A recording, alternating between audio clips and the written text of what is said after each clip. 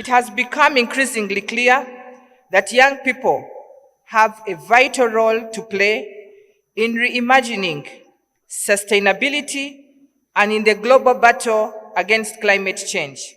With over 60% of the Commonwealth's population being under the age of 29, they need to be considered as assets to development, spearheading the tackling of the global issues we are currently facing. In reimagining sustainability, we must create spaces whereby young people can meaningfully participate and influence the global climate policy agenda. The avenues must be created and maintained which allow young people to unlock their potential towards developing and advancing innovative solutions in tackling climate change. Ladies and gentlemen, this upcoming generation must be one of which is climate resilient, and education is key to the attainment of this objective.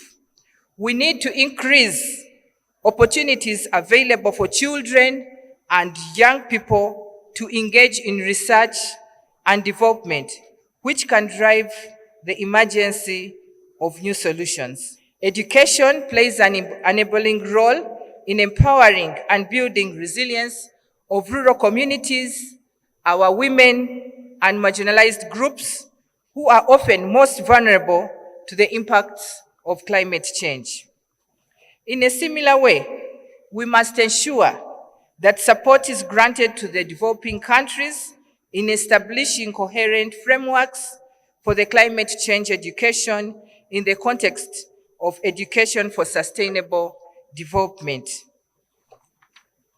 In reimagining sustainability, as young people, you must remember the fact that people, or the young people, are voters who can influence political directorates and consumers, who can drive private sector towards sustainability, and as creatives can lead the advancement of the solutions. Uje gukora iwacu nibafite icyashobeje icyarana nawe umubwira ngo iki ntago kibone agikosore nibatashobora kugikosora utwakure turebe kuko twagisolvinga aho kugira ngo wiruke urakora kantu idakike byeragiye abantu baziganya kuza gukora gisoro.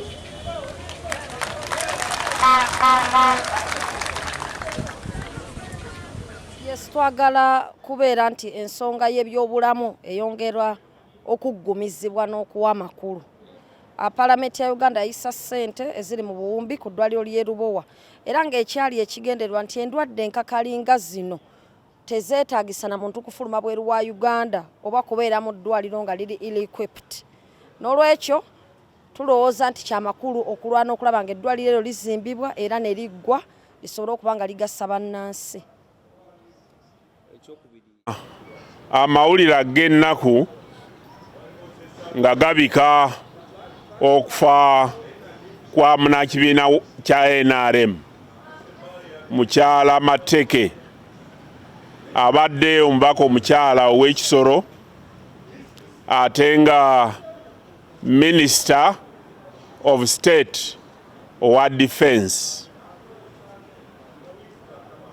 Kino kya nnaku nnyo eri ekibiina kya NRM n'eri eggwanga lyaffe kubanga tufiiridde omuntu ow'obuvunaanyizibwa abadde omukulembeze ate ng'ebiseera bye eby'omu maaso birabika ng'ebikyali ebitangaavu.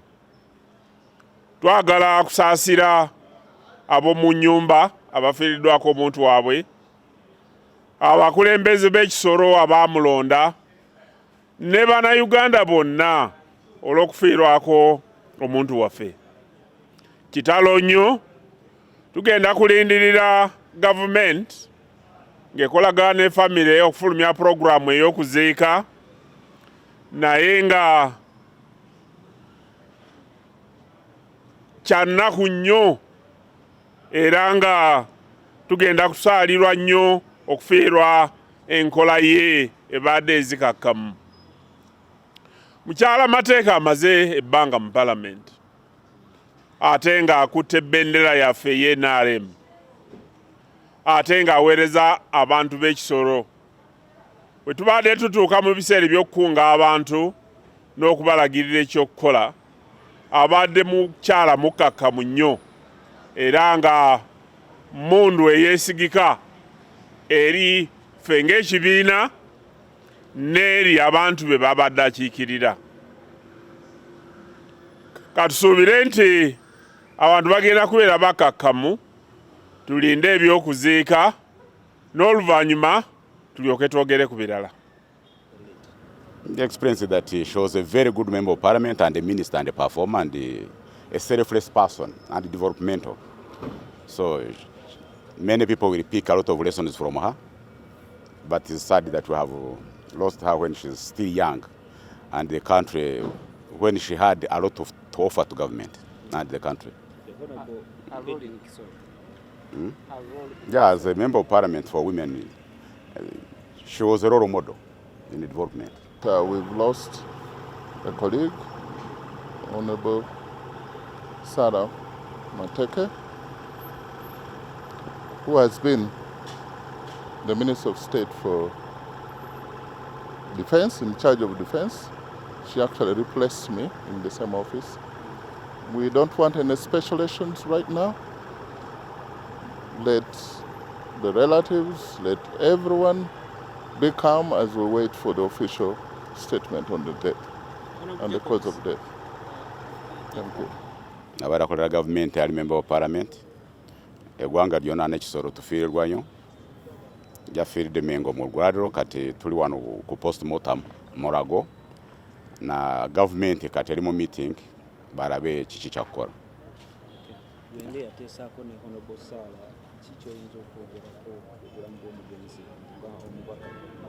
Nze nka member of parliament ate abadde omubaka wange omukyala Kisoro abadde mukyala ayekamba nnyo ayagala ebyenkulakulana.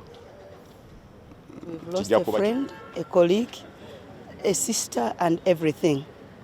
She has been so close to me and close to the young ministers in cabinet, and more especially when it comes to planning together, what do we do, what do we say, what do we tell the president, how do we address him, and all that. She has been composed and down to earth. She's a minister who has been a friend to many of members of parliament, and she has been, by the time she was a minister of youth, she got many young people close to her. And that's when you didn't see any demonstration of the young people on the streets against anything in her regime. Now when she was, because of her nature and strength and being at the border, she was given that position of Minister of Defense. She had handled many challenges at the border, including those issues to do with the M23 and all those things. She has been a very hard-working lady. We have missed a colleague, we have missed a pillar.